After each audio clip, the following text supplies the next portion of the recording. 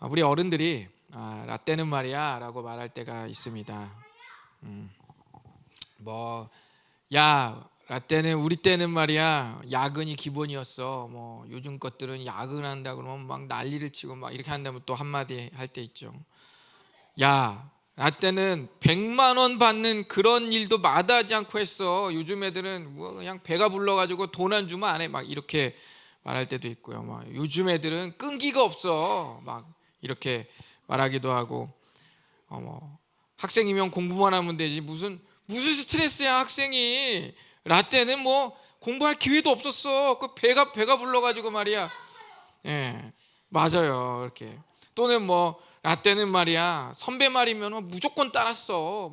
어디 대꾸를 해. 이렇게 말하고, 라떼는 요즘 군대는 군대도 아니야. 라떼는 엄청 심했어. 막 죽고 나가 떨어지고 막 그래. 요즘엔 거의 캠핑이야 캠핑. 이렇게 말하는 사람들도 있죠.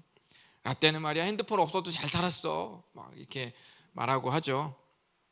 별의별 말이 다 있습니다. 어떻게 보면 어른들이 도저히 이해할 수 없는 영역이라는 게 있는 거죠. 그래도 우리 부모 세대들이 그렇게 말할 수 있는 거, 야 나 때는 이라고 말할 수 있는 이유는 뭐예요? 그만큼 고생을 많이 하셨기 때문일 것 아니겠습니까? 그런 의미에서 고생을 마다하지 않고 우리 자녀를 잘 키워주신 우리 부모님들의 땀과 수고를 우리가 존경하는 마음도 아울러서 가져야 할 줄 믿습니다. 수고한 우리 부모 세대 분들을 위해 오늘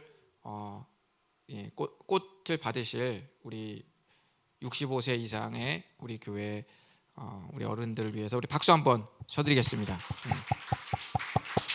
네, 너무너무 존경합니다. 앞으로 계속 오래오래 살아주시고 이 자리를 계속 메워주시기를 바라겠습니다. 너무너무 감사합니다. 2024년도에 한 잡지사에서 존경받는 어른의 조건이 무엇인지 설문을 조사한 적이 있었습니다. 여러분 뭐라고 생각하세요? 존경받는 어른의 조건. 설문을 조사했는데 2030 세대는 책임감을 1위 덕목으로 꼽았고요. 5060 세대는 지혜로움을 1위 덕목으로 꼽았습니다. 아무래도 5060 세대는 자신이 이제 어른의 위치가 되어가니 지혜로움을 중요시 여겼던 것 같습니다. 그럼에도 불구하고 양옆 2030이든 5060이든 상관없이 책임감이라는 덕목은 젊은 세대든지 나이 든 세대든지 중요한 덕목이라는 공통점을 갖고 있습니다. 사회에서의 책임감도 있겠죠. 그렇지만 또 교회에서의 책임감도 있을 겁니다. 교회에서의 책임감이란 이 다음 세대가 봤을 때 우리가 보던 주풀, 특히 청풀, 이 친구들이 20세 이상의 우리 어른이라고 생각하는 사람들을 봤을 때 신앙이 있는 어른들의 책임감을 또 말하지 않을까 또 생각합니다.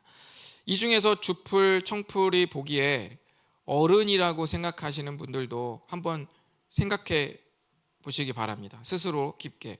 나는 주풀과 청풀이 보기에 어른으로서 과연 교회의 책임감 있는 어른인가? 한번 생각해 보시는 것도 좋은 것 같습니다. 이 설문조사는 이 질문을 한 뒤에 또 하나의 질문을 했어요. 그게 뭐냐면 존경받는 어른이 없다면 어떤 문제가 일어날까? 여러분 어떤 문제가 일어날 거라고 생각하세요? 존경받는 어른이 없다면 어떤 문제가 일어날까라고 설문을 했더니 1등이 뭐냐면 세대 간 갈등이었습니다. 존경받는 어른이 없으면 세대 간 갈등이 일어난다. 그러니까 젊은 세대와 나이 든 세대가 서로 불협화음이 나타난다는 것이죠. 우리가 이것을 통해서 알 수 있는 것은 뭡니까?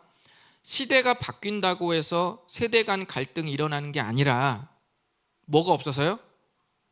존경받는 어른이 없어서 세대 간 갈등이 일어날 수도 있다라는 것을 우리가 이 설문을 통해서 알 수가 있는 것이죠.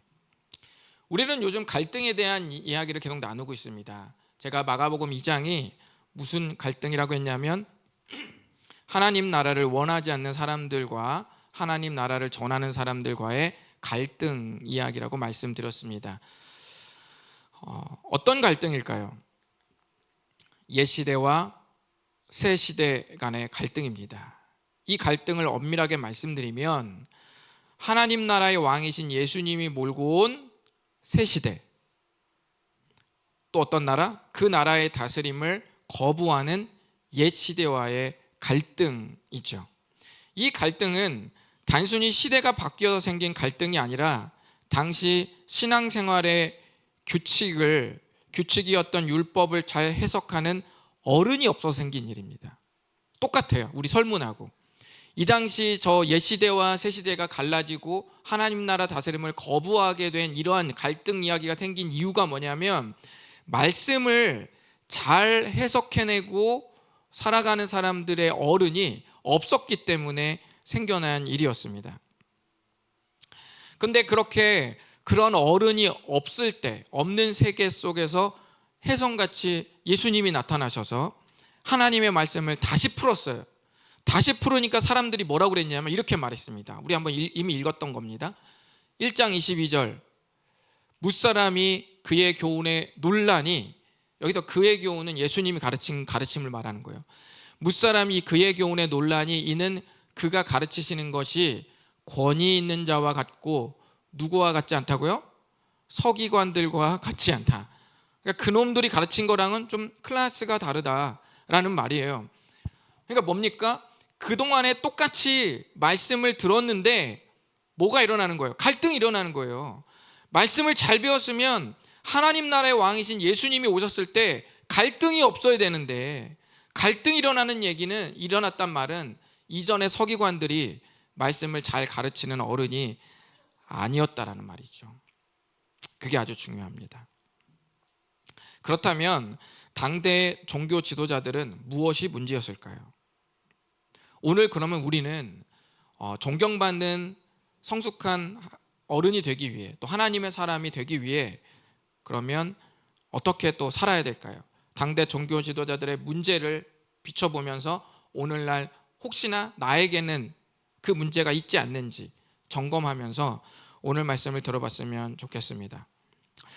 예전에 제가 군복무를 거의 마칠 때쯤, 그러니까 제 나이가 아주 저의 최고의 리즈 25살, 수십 명의 자매들을 울리고도 남을 그런 눈물을 흘릴 수 있는 그런 리즈 시절에 제가 말년 휴가를 받아서 서울로 오게 됐어요. 근무를 마치고 이제 마지막 휴가를 딱 받고 서울로 왔는데 교회를 가니까 마침 중고등부 동계수련회 둘째 날과 겹치는 거예요. 둘째 날과 겹쳐서 아침 일찍 제가 참석을 하게 되었습니다. 말년 휴가 때 동계수련회를 참석하니까 어떻게 해요? 참 제가 생각해도 참 너는 참 대견하다. 어떻게 말년 휴가를 그 수련회를 참석할 수가 있는가? 우리 성민이도 그랬죠. 휴가 때 수련회 참석했죠. 이게 엄청난 친구입니다. 우리 박수 한번 쳐줍시다. 네. 미안해요. 네, 굉장히 떨떠름하십니다. 네. 그러니까 이게 휴가 때 수련회를 온다는 건 지금 엄청난 겁니다. 이거 엄청난 수련이 필요한 거예요. 그래서 여러분 보시면 제가 말년휴가 때 동계수련회 두 번째 날과 날짜가 겹쳐서 참석했어요. 그랬더니 거기서 제가 감동을 받을 수밖에 없는 장면 하나를 목격했어요. 그게 뭐냐면 입대 전에 제가 반을 맡았던 그 반이 있었는데 거기 있는 아이들이 망난이었거든요. 저를 골탕 먹이기 일쑤였고 또 저에게 돈은 돈대로 뜯어가고 간식은 간식대로 얻어먹고 교회는 교회대로 안 나오는 이런 패역한 이런 아이들을 제가 맡았었거든요. 근데 이 아이들이 그때는 중학생이었어요. 그런데 제가 말년 휴가를 딱 받아서 갔더니 이제 고등학생이 되어 있는 거예요. 그런데 그 과정에서 제가 감동했던 건 뭐냐면 그 학생들이 전부 다 예수님을 마음에 받아들이게 되었다는 거예요. 믿게 되었습니다. 더 감동이 된 게 뭐냐면 이 세 명의 제자가 저에게 찾아와서 이렇게 말하는 겁니다. 그 세 명의 제자 중에 한 명이 김세창 목사님이에요. 그 세 명의 제자가 저에게 찾아와서 뭐라고 말하냐면, 선생님, 저희는 이번 수련회 둘째 날에 중고등부의 부흥과 우리 동생들의 전체 구원을 위해서 오늘 둘째 날은 금식을 작정했습니다. 이렇게 그 친구들이, 아니 고등학생인데 진짜로 이렇게 딱 말하는 거예요. 밥을 안 먹는 거. 자, 그래서 이 금식하겠다고 이 얘기를 하는 이 말을 딱 들으니까 제가 와, 진짜 비장하게 이 마음을 표현하는 이 모습을 보고 제가 더 감격에 차서 제가 말했습니다. 스고이, 훌륭하다. 제가 이렇게 말했어요. 너무너무 훌륭하다. 그리고 나서 이제 점심시간이 되었습니다. 저는 감동이 몰려오고 또 마음도 편안하고 은혜도 많이 받고 하니까 식욕이 같이 오르더라고요. 그래서 제가 군대에서 이제 먹어보지 못한 그 맛있는 점심 식사를 수련회 때 엄청 먹지 않았겠습니까? 그 숟가락을 막 퍼서 먹기 시작했어요. 이거는 먹었다고 말할 수 없을 정도예요. 그냥 처먹었다고 말할 정도예요. 그 정도로 열심히 제가 먹었습니다. 맞아요. 돼지처럼 막 처먹었습니다. 그런데 제가 이 먹는 모습을 보고 3명의 제자가 갑자기 저에게 찾아왔어요.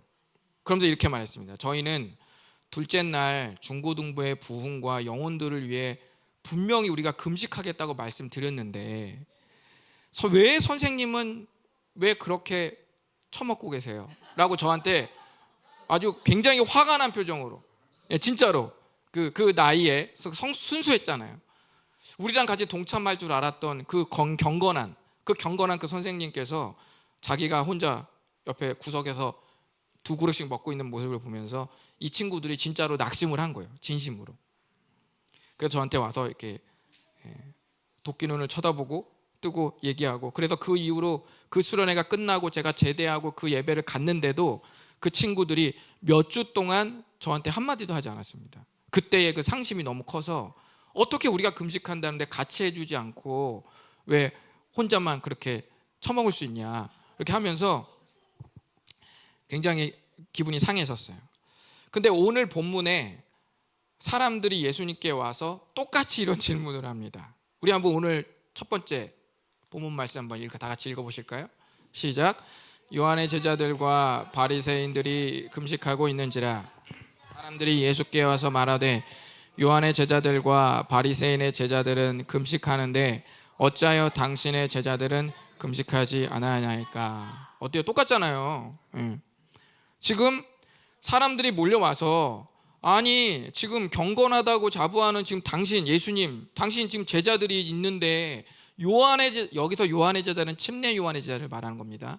침례 요한의 제자들과 우리가 익숙하게 알고 있던 종교 율법 선생님들 바리새인들의 제자들은 그 경건하게 그 절기를 지키면서 금식을 하는데 어째서 당신의 제자들은 금식을 하지 않고 있습니까? 라고 굉장히 상기된 표정으로 왜 경건하다고 말하면서 경건한 행동을 하지 않습니까? 라고 물어왔습니다. 아마도 예수님이 몰고 온 엄청난 인기 그리고 그분의 가르침으로 인해서 어때요? 그 가르침에 비해서 금식하지도 않고 이 먹기만 하는 모습이 화가 났던 모양이에요. 아마 그들은 예수님의 제자들이 먹고 있다고 말하지 않고 처먹고 있다고 말했을 수도 있어요. 기분이 안 좋았던 것이죠. 그렇게 질문을 했습니다. 이 사람들은 왜 금식을 계속 정기적으로 했을까요? 그 이스라엘의 좀 역사를 보시면 아는데 레위기 16장 29절에 보면 하나님께서 그 이스라엘 백성들에게 뭐라고 말하냐면 너희는 영원히 이걸 지켜야 된다라고 말해요. 영원히 지키라는 게 뭐냐면 매해 7째 달 그 달 10일에는 7월 10일에는 스스로 괴롭게, 여기서 스스로 괴롭게라는 게 금식하는, 먹지 않고 이렇게 굶는 걸 말하는 거예요. 스스로 괴롭게 하고 아무 일도 하지 말되 본토인이든 너희 중에 거류하는 거류민이든지 어떤 이스라엘 공동체 사회 안으로 들어온 사람들은 매달 7월 10일이 되면 매해 7월 10일이 되면 금식을 해라. 이걸 지켜야 된다라고 말했어요. 그렇기 때문에 이스라엘 백성들은 매해 저 7째 달 10일이 되면 금식을 했습니다. 하나님이 지키라고 했기 때문에. 자, 그런데 1년에 한 번 저 7월 10일을 속죄일이라고 말하거든요. 어쨌든 저때 금식을 하는 것 외에 이 사람들은 또 금식을 했어요. 이 사람은 속죄일 날 죄를 용서해 주신 하나님을 잊지 않으려고 1년에 한 번 저렇게 금식을 한 번 했고, 바리새인의 제자들과 요한의 제자들은 저 금식뿐만 아니라 매주 자발적으로 자원해서 하나의 자기네들이 법을 만들어서 지켰는데 그게 뭐냐면 매주 2번씩 금식을 했습니다. 둘째 날과 다섯째 날에 걸쳐서 2번씩 금식을 했어요. 여러분, 우리 교회가 일주일에 2번씩 금식하면 여러분 여기 등록할 자신이 있으세요? 그렇죠, 없죠. 절대 없습니다. 안 그래도 없는데 일주일에 2번씩 금식하면 더 없을 거예요. 예. 그러니까 그리고 저도 사임할 거예요. 여러분만 없는 게 아니라 저도 없어요. 새로운 사람을 뽑아야 돼. 그래서 제가 이 사람들은 일주일에 2번씩, 그러니까 이 사람들의 금식을 하면서 하나님께 신앙을 이렇게 드려지려고 하는 그 마음 자체는 어때요? 굉장한 열정과 열심이 있는 것이죠. 이렇게 바리새인과 침례 요한의 제자들이 일주일에 2번씩 금식을 하는데 예수님의 제자들을 가만히 보니까 일주일에 한 번도 금식을 하지 않는 거예요. 그러니까 묻는 겁니다. 왜 금식을 안 해요? 경건하다면서요. 라고 이제 이런 말씀을 해요. 이에 대해서 예수님은 상당히 아리송한 대답을 해주십니다. 예수님이 이 대답을 하셨는 게 무슨 말인지 여러분 한번 추측 한번 해보시죠. 예수님의 대답입니다. 읽어보겠습니다. 시작. 예수께서 그들에게 이르시되 혼인집 손님들이 신랑과 함께 있을 때에 금식할 수 있느냐? 신랑과 함께 있을 동안에는 금식할 수 없느니라. 그러나 신랑을 빼앗길 날이 이르리니 그날에는 금식할 것이니라. 아멘. 이거 무슨 말일까요? 우리는 이렇게 두루뭉술하게는 의미를 알 수 있어요. 뭔가 예수님이 느낌이 지금은 금식 안 해도 된다, 뭐 이런 느낌인 것 같아요. 그렇죠? 그리고 언젠가 금식할 타이밍이 있을 건데 그때는 금식해야 된다, 뭐 이런 느낌이에요. 이런 느낌으로다가 지금 예수님이 말씀하셨는데 정확하게 저 19절과 20절의 의미가 무엇인지는 우리가 정확히는 알 수 없습니다. 헷갈리죠. 신랑은 누구인지, 그렇다면 신랑을 빼앗길 날은 또 뭔지 우리는 정확하게 알 수 없고 어려울 겁니다. 그러면 이 비유를 잘 이해하기 위해서 우리는 조금 머나먼 여행을 떠나야 되는데, 이 마가복음 2장 19, 20절의 말씀을 이해하기 위해서 우리는 잠시 마가복음의 본문을 내려놓고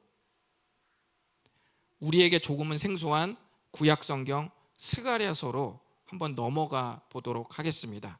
뭐 이렇게 너무 길지 않으니까 잘 설명해드리고 오늘 이 마가복음 2장의 말씀과 연결을 시켜드릴 테니까 좀에 참으세요. 눈 감지 마시고 셔터 닫고 영업 끝내지 마시고 눈 뜨고 잘 한번 집중을 해보시기를 바라겠습니다.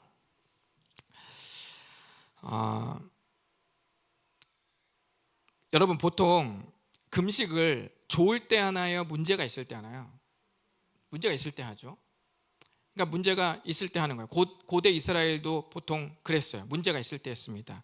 보통은 회개할 때 금식을 하곤 했어요. 회개할 때 금식했고, 또 어떤 날이 있냐면 나라에 큰 문제가 있을 때 백성들을 불러 모아서 금식을 했죠. 그러한 것들이 보통 이스라엘 고대 사회의 상식적인 금식의 타이밍이었습니다. 그런데 좀 더 본질적인 문제를 스가랴서에서 우리는 엿볼 수 있는데요. 스가랴 7장 3절을 보시면 이스라엘의 베델 지역 사람들이 찾아와서 이렇게 말합니다. 우리가 매년 몇 월 달이에요? 7월이 아니죠. 저기 보세요. 눈을 떠서 보세요. 다섯째 달. 그죠? 그러니까 이렇게 물어보는 거예요. 우리가 매년 5월에 금식을 해왔습니다. 계속 해왔다는 거죠. 계속 해왔는데 앞으로도 계속해야 되나요? 이렇게 물어보는 거예요.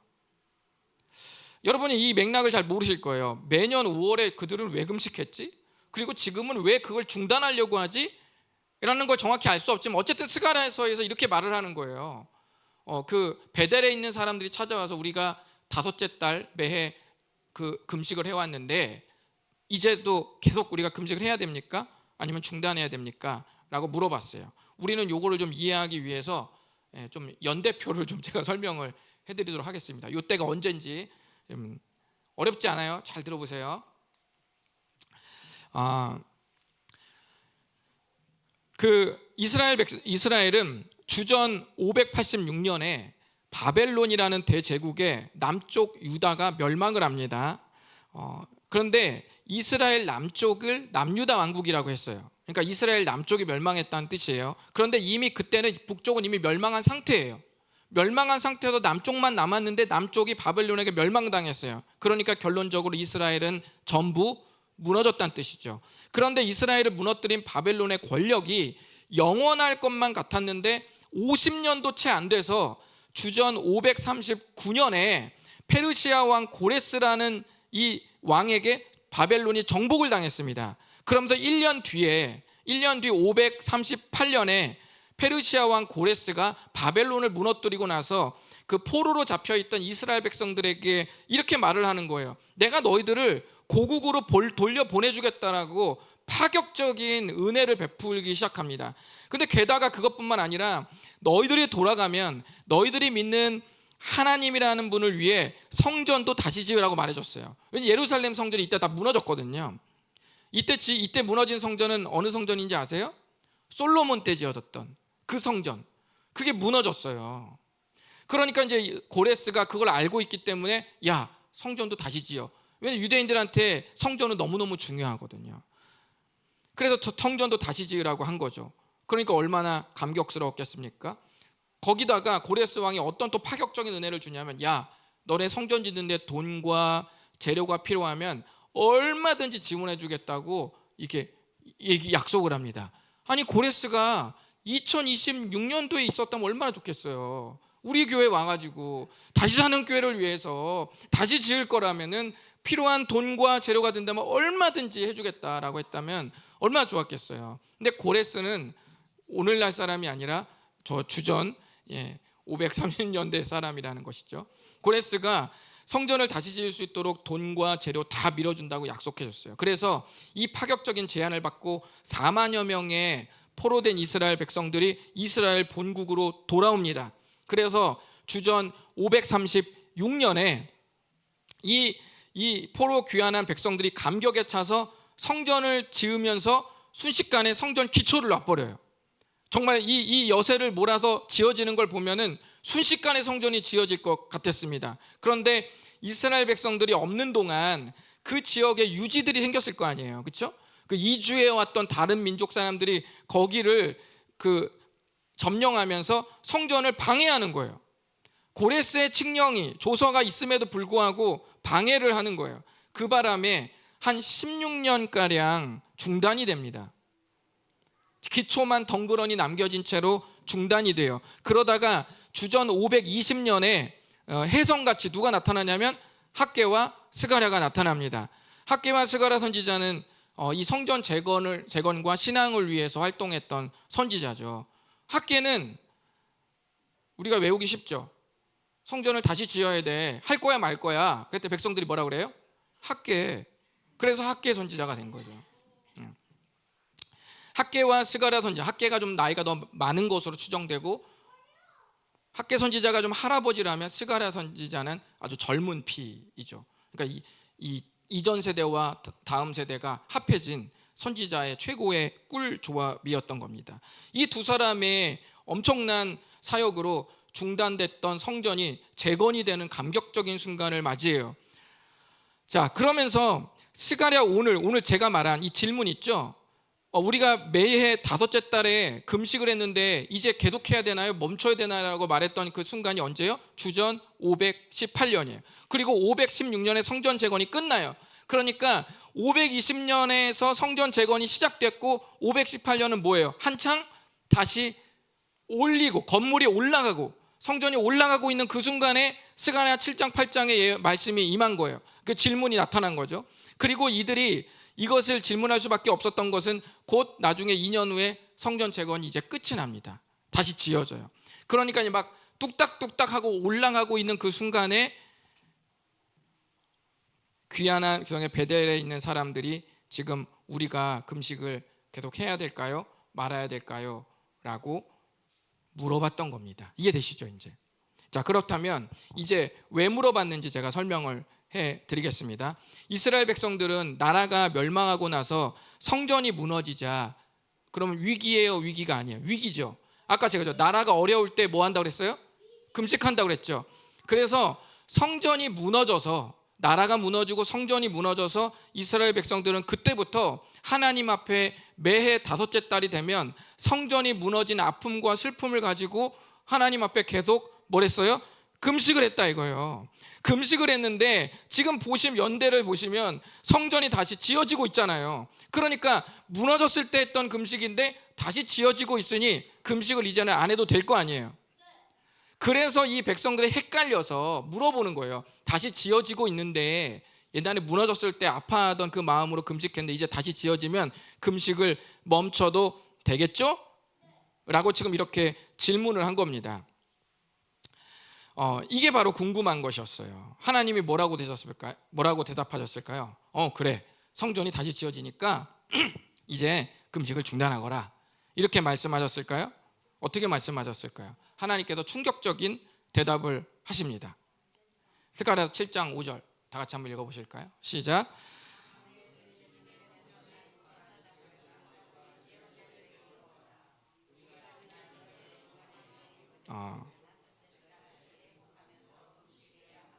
네, 요게 질문이었고요. 죄송합니다. 요게 질문이었고 요게 대답입니다. 다 같이 읽어봅니다. 시작.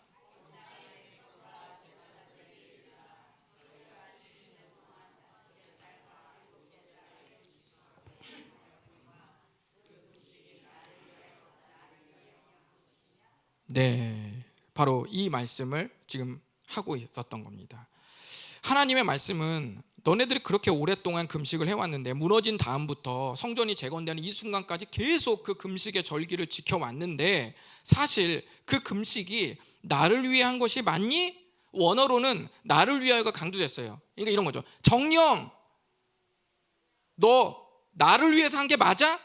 라고 지금 하나님께서 아주 정확하게 전곡을 딱 찔러서 이스라엘 백성들한테 물었던 거죠. 그러니까 이스라엘 백성들이 이 질문을 지금 받은 거예요. 그러니까 하나님의 시선에서 봤을 때는 그들의 금식이 70년간 어긴 적은 없지만 뭔가 문제가 있었다라는 걸 하나님께서 지금 찝어내고 있는 겁니다. 그럼에도 그들은 나라가 무너진 지난날의 삶을 돌아보려고는 하지 않고, 나라가 무너졌을 때는 이유가 있잖아요. 우리 예언서에 다 써져 있잖아요.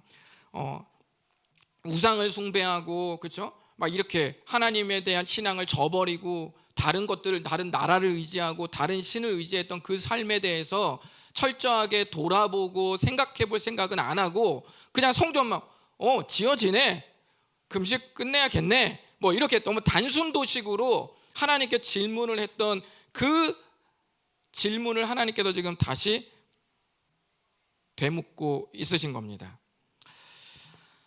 하나님은 이 부분을 간파하시고 지금 다시 지적을 하신 것이죠. 그런데 하나님은 어때요? 지적만 하는 분이 아니라 하나님께로 돌아오면 언제나 뭘 주세요? 회복의 비전을 주십니다. 하나님은 언제나 돌아오면 회복의 비전을 주세요. 그래서 그 회복의 비전이 바로 여기 스가랴 7장이죠. 회복의 비전이 스가랴 8장입니다. 스가랴 8장을 우리가 다 읽을 수는 없는데요. 8장 19절과 20절만 한번 읽어보겠습니다. 8장 19절과 20절 시작. 만군의 여호와가 이같이 말하노라. 넷째 달의 금식과 다섯째 달의 금식과 일곱째 달의 금식과 열째 달의 금식이 변하여 유다 족속에게 기쁨과 즐거움과 희락의 절기들이 되리니 오직 너희는 진리와 화평을 사랑할지니라. 만군의 여호와가 이와 같이 말하노라. 다시 여러 백성과 많은 성읍의 주민이 올 것이라. 아멘. 요 말씀을 여러분이 잘 눈으로 지금 좀 보고 계세요.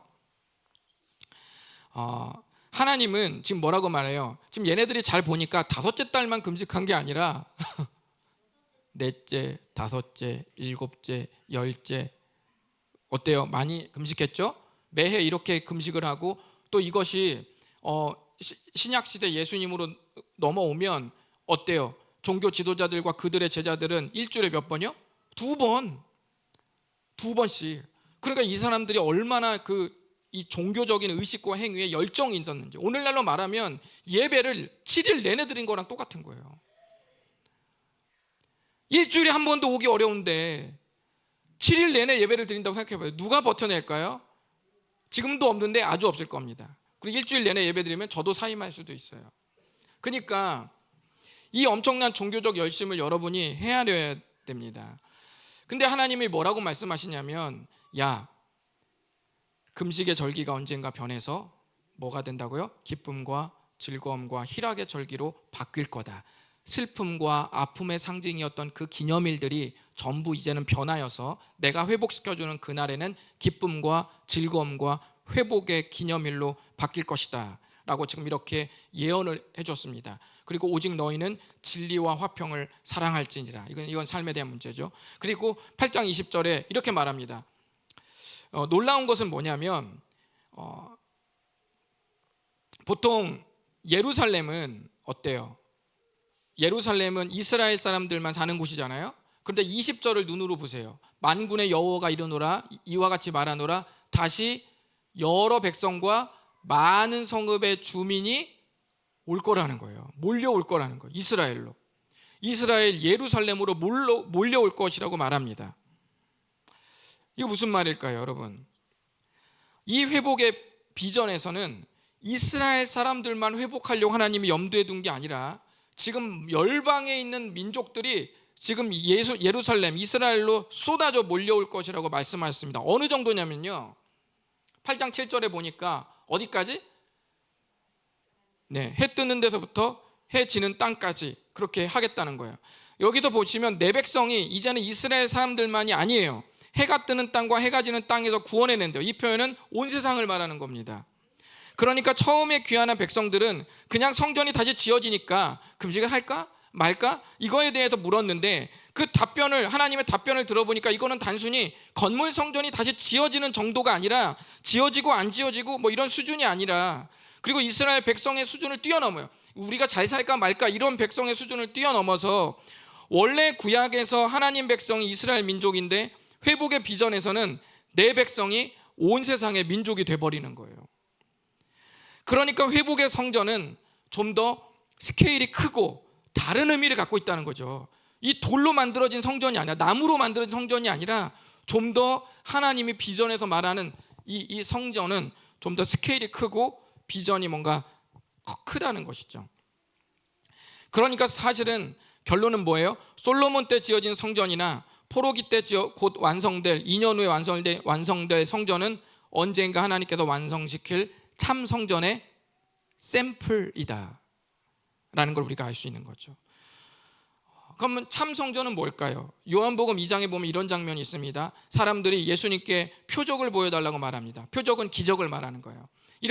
이런 세상 오늘날도 말하죠. 친구들이 하나님 보여주면 믿겠다. 너가 내 앞에서 기적을 일으키면 내가 하나님이 계신지 믿겠다. 이런 친구들이 많잖아요. 이때도 꼭 기적을 보고 싶은 사람들이 많았나 봐요.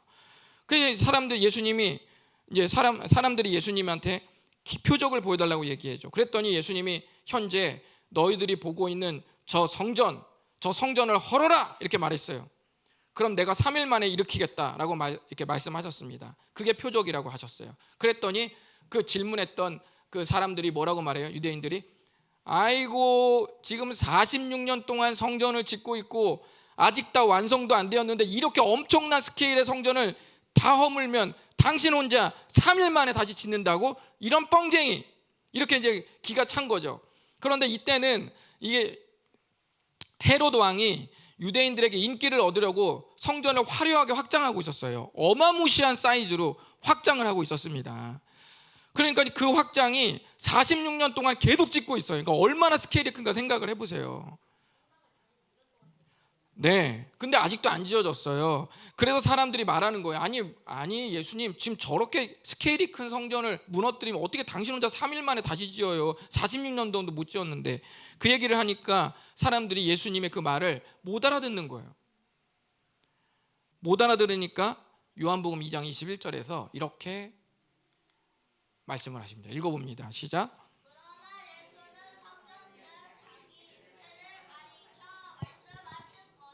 네, 헐고 3일 만에 다시 지어진다라는 것은 은유죠. 비유입니다. 뭡니까? 예수님이 죽으시고 사흘 만에 다시 일어난다라는 비유죠. 일어나는 게 뭐예요? 참 성전 대신 자기 자신을 가리켜서 말씀하신 겁니다. 이제 다시 마가복음으로 돌아오시죠. 우리 머나먼 길을 이제 떠나왔습니다. 다시 마가복음으로 오늘 다시 돌아와 봅니다. 다시 돌아와 보시면 예수님께서 잘못 올라갔네요. 네. 오늘 마가복음을 보면 아까 혼인집 얘기 나왔죠. 기억나시죠? 신랑과 함께 있을 때는 금식할 수 있냐? 없다. 근데 신랑과 함께 있을 동안에는 금식할 수 없다. 근데 신랑을 빼앗길 날이 이르리니 그날에는 금식할 거라고 말씀하셨죠. 이것은 뭐냐면 이런 뜻입니다. 예수님이 말씀하시기를 예수님 자신이 참 성전이시고 스가랴서에서 예언한 금식의 절기를 기쁨과 즐거움의 절기로 회복시키는 주인공이 본인이기 때문에 예수님 자신이 함께 있는 동안에는 금식할 필요가 없다. 그 뜻입니다. 그런데 그것을 신랑에 비유한 거예요. 자기가 신랑이라는 거죠. 신랑에 비유한 거고, 그리고 신혼집 신랑이 있을 때는 금식할 필요가 없지만 그 신랑이 죄 없이 붙잡혀서 빼앗길 날이 있을 텐데, 그건 뭐죠? 십자가에서 죽으시는 걸 말하는 거예요. 빼앗길 날이 있을 텐데 그때는 우리 모두가 예수님의 죽음과 우리의 회개를 위해 금식이 필요할 것이다 라고 말씀한 것입니다. 그러면서 중요한 말씀을 하셨어요. 우리 다 같이 오늘 말씀 마지막입니다. 읽어보겠습니다. 시작. 생배 조각을 낡은 옷에 붙이는 자가 없나니 만일 그렇게 하면 기운 것이 낡은 그것을 당기어 헤어짐이 더하게 되느니라. 새 포도주를 낡은 가죽 부대에 넣는 자가 없나니 만일 그렇게 하면 새 포도주가 부대를 터뜨려 포도주와 부대를 버리게 되리라. 오직 새 포도주는 새 부대에 넣느니라 하시니라. 아멘. 예수님이 마지막에 저 말씀으로 이제 마무리를 하셨어요. 이거 무슨 뜻일까요? 본문의 짤막한 비유는 낡은 옷 비유와 낡은 가죽 부대 비유, 이 두 가지를 예수님께서 아울러 하셨습니다. 먼저 생배 조각 비유를 보면 무슨 뜻이에요? 생배는 아직 줄어들지 않은 새 천을 말하는데 이것을 오래돼서 약해진 옷에 붙이면 어떻게 돼요? 세탁을 할 때 새 천과 낡은 옷의 수축 팽창률이 다르기 때문에 세탁이나 뭘 할 경우에 오히려 옷이 찢어진다는 거죠. 팽창률이 달라서 찢어진다는 겁니다. 그러니까 낡은 옷에 새 천을 댈 수 없다는 말이죠. 두 가지의 공조는 불가능하다. 22절도 마찬가지입니다. 당시 포도주는 동물 가죽 부대에 담아서 보관을 했는데 새 포도주는 어때요? 발효가 진행되잖아요. 발효가 계속되는데 그러면 뭐 어떻게 돼요? 팽창하죠. 팽창하잖아요. 그래서 새 가죽 부대에 넣으면 새 가죽도 팽창이 되는데, 이게 유연해서 팽창이 되는데 만약에 헌 가죽 부대에다 담으면 어떻게 된다는 거예요? 그건 이미 탄력을 잃어서 헌 가죽 부대에 넣었는데 나중에 포도주가 발효를 해서 팽창을 하면 그 가죽 부대는 터져버린다는 거죠. 무슨 말이죠? 새 포도주는 헌 부대에다는 넣을 수 없다. 반드시 새 포도주는 새 부대에다만 넣어야 한다는 것이죠. 저 두 가지의 비유는 같은 것을 말하고 있는 겁니다. 이 말은 그들이, 종교 지도자들이 율법의 정신이나 하나님께서 처음에 우리에게 법을 주셨을 때의 취지를 잃어버리고 형식만 남은 그 유대교는 뭐와 같다는 것이냐면 낡은 옷이나 낡은 가죽 부대와 같다고 지금 말씀하시는 거예요. 그래서 예수님의 다스림을 따르는 새 삶과 같이 가기는 불가능하다. 만약에 예수님이 다스리는 새로운 시대를 수용했다면 당연히 그분이 희락의 기쁨의 절기로 바꾸실 분이라는 걸 알았겠죠. 스가랴 예언을 알고 있었기 때문에. 그들은 성경을 다 외우는 사람들이에요. 바리새인들은 모르지 않죠. 근데 그것이 예수님에게 연결은 안 되는 거예요. 그러니까 옛 시대와 새 시대가 단절시켜 놓은 사람들이 바로 그 사람들인 것이죠. 그래서 그 사람들이 예수님이 말씀하시기를 바로 예수님의 다스림을 따르는 새삼과는 이런 가르침이 같이 가기 어렵다. 그러니까 형식만 남은 그들의 신앙은 옛 시대가 된 것이고 구약에서부터 이어져 온 하나님의 약속이 예수님을 통해 이루어진 새 시대가 하나님 나라 안에서 우리에게 비로소 주어졌다라고 말하는 겁니다. 종교 지도자들의 문제는 바로 여기에 있습니다. 형식만 남고 하나님께서 구약에서부터 말씀하신 사랑과 공의의 약속과 그 약속을 이루신 예수님을 전부 거부한 것, 그것이 종교 지도자들의 문제였습니다. 그렇다면 이 형식과 본질에 대한 문제가 오늘날 우리 신앙에 어떻게 적용될 수 있을까요? 여러분이 한번 상상해 봅시다. 한 가지 예를 들어봐요. 우리가 부지런해야 됩니다라는 말은 본질에 대한 이야기예요. 우리의 자세와 태도에 대한 얘기죠. 본질, 이걸 본질이라고 우리가 말하자면, 그래서 어떤 사람이 저 본질을 적용하기 위해서 한 가지 생각을 했어요. 나 부지런할 거야. 그래서 앞으로 나는 새벽 5시에 일어날 거야. 라고 말한 건 뭐예요? 본질을 담을 형식이죠. 형식이에요. 자, 그런데 본질을 잃어버렸을 때, 1번을 잃어버렸을 때 무슨 일이 일어나냐면 둘 중에 하나의 부작용이 일어난다는 거예요. 하나는 형식에 엄청 매여버리거나 두 번째는 아예 내 맘대로 해버리거나, 저건 형식일 뿐이야 라고 하면서 내 맘대로 해버리거나, 저 부작용은 양극단으로 일어난다는 거예요. 그래서 우리가 본질을 잃어버리면 이렇게 돼요. 새벽 5시에 일어나야 된다라는 것만 남는데, 완전히 형식에 매인 사람들은 어떻게 해요? 새벽 6시에 일어나는 사람은 부지런한 사람이에요? 아니에요? 아니에요. 형식에 완전히 매인 사람은 6시에 일어나잖아요? 그러면 그 사람은 부지런한 사람 아니야. 왜? 매여 있었어요. 그러니까 이날에 똑같죠? 금식을 일주일에 2번씩 하는데 금식을 안 하니까 어때요? 경건한 사람이 아니다, 이렇게 말하는 거예요. 그래서 금식을 물어본 거예요. 똑같습니다. 형식만 남으면, 만약에 부작용, 한쪽 부작용 너무 매여 있으면 5시에 일어나지 않으면 그건 부지런한 게 아니에요. 4시에 일어나면 뭐예요? 5시는 부지런, 4시는 엄청 부지런, 3시는 겁나게 부지런, 2시는 잠이 없는 부지런쟁이, 막 이렇게 되는 거죠. 그러니까 자기네들이 정한 형식에 따라서 모든 걸 해석해내는 신앙이 돼버린 거예요. 그럼 반대로 이제는 내 맘대로 하거나는 뭘까요? 내 맘대로 하거나. 내 맘대로 하거나는 본질을 잘 담으려고 형식을 만들어놨는데 나중에 본질을 잃어버렸어요. 근데 형식이 본질이 아니라는 것까지는 알아요. 그러니까 자꾸 어떻게 돼요? 저건 형식이지 뭐하러 내가 지켜.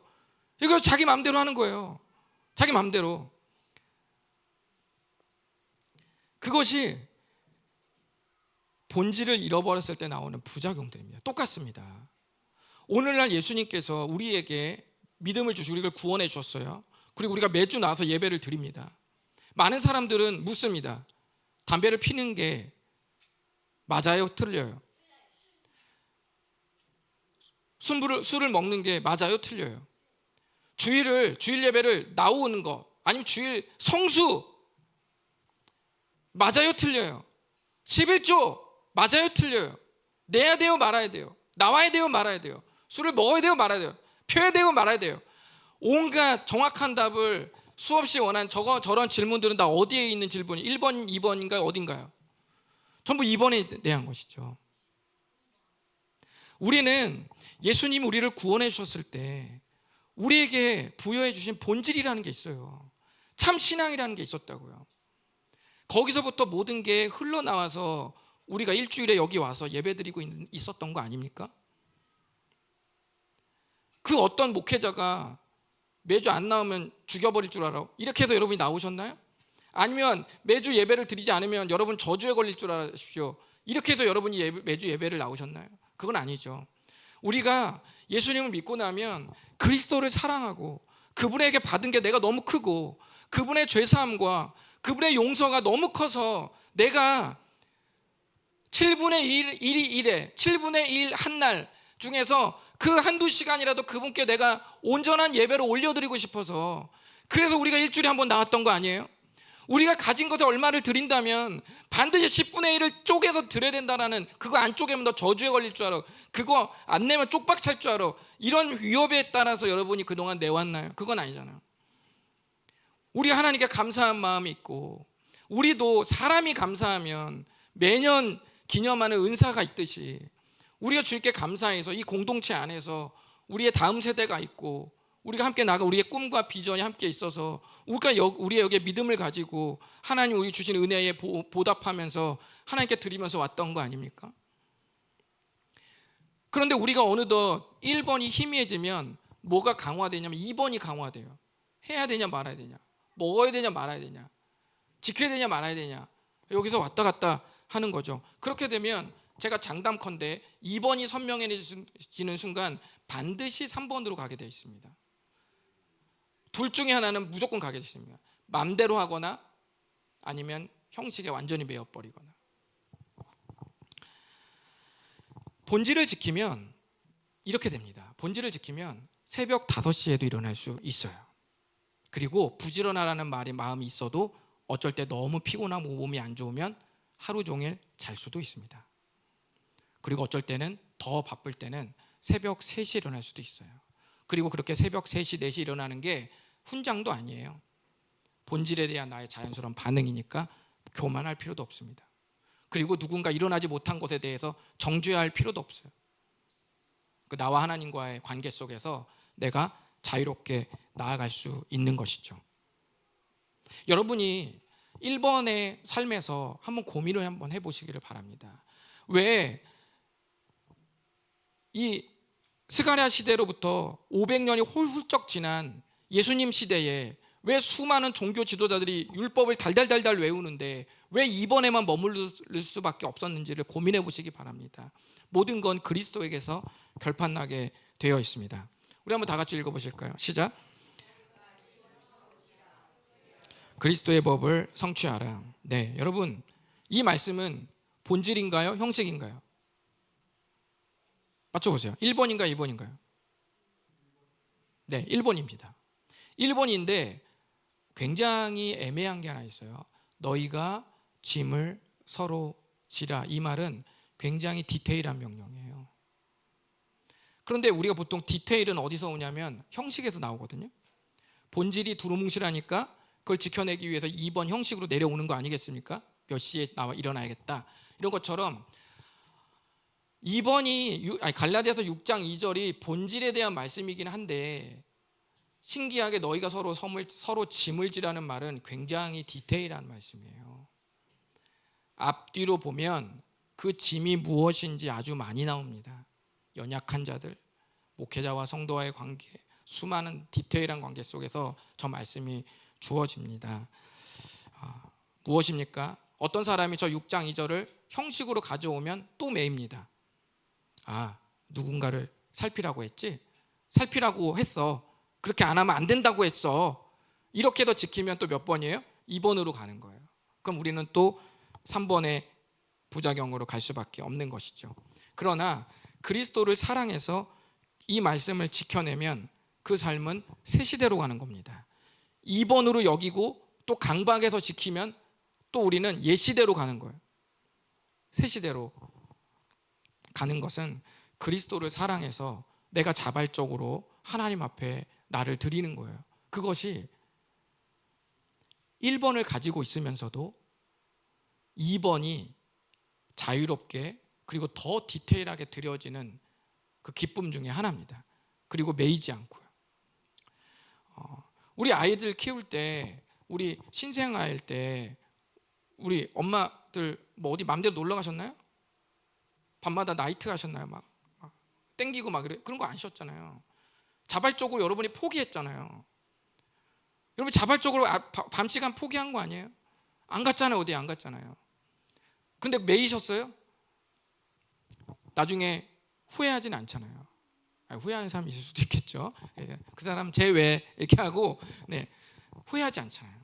우리가 6장 2절의 말씀을 마음에 새기고 정말 1번의 본질 안에서 삶을 산다면 이제 라떼와 지금의 단절은 더 이상 생기지 않을 겁니다. 여러분 한번 이 말씀으로 스스로를 돌아보시고 예수님의 가르침으로 스스로를 돌아보시는 오늘 하루가 되었으면 좋겠습니다. 기도하겠습니다. 우리 잠깐 기도하고 주님께 나아가겠습니다. 하나님 아버지, 내 신앙이 1번 본질에 머무른 신앙인지 2번 형식에 머무른 신앙인지 가르쳐 주십시오. 우리 다 같이 주님 앞에 기도하며 나아가시겠습니다. 하나님 아버지 감사합니다. 오늘 주님께서 우리를 이끌어 주시고 하나님께서 우리를 사랑해 주시고 우리를 구원해 주셔서 하나님의 자녀가 되게 해주시고 하나님의 백성이 되게 해주셨는데 지금의 나를 돌아보면서 나의 삶은 과연 1번에 있는가, 나의 삶은 과연 2번에 있는가 돌아봅니다. 하나님 아버지, 우리가 영원토록